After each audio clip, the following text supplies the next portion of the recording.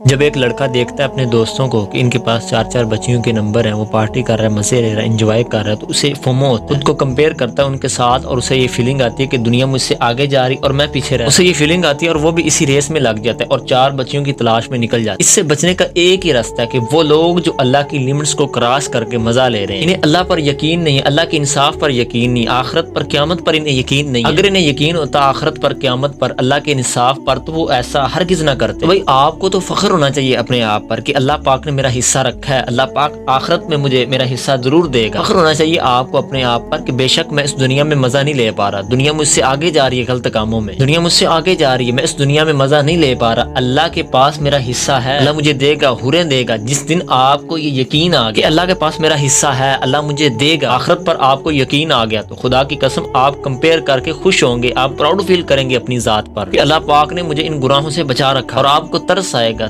گا آپ کو ان لوگوں پر جن کے پاس 4 بچیوں کے نمبر ہیں، وہ انجوائے کر رہے ہیں، اللہ کی لمٹس کو کراس کر رہے ہیں، اور وہ کتنے بھٹکے ہوئے لوگ ہیں، اور ان کا آخرت میں کوئی حصہ نہیں ہے ان کا آخرت میں۔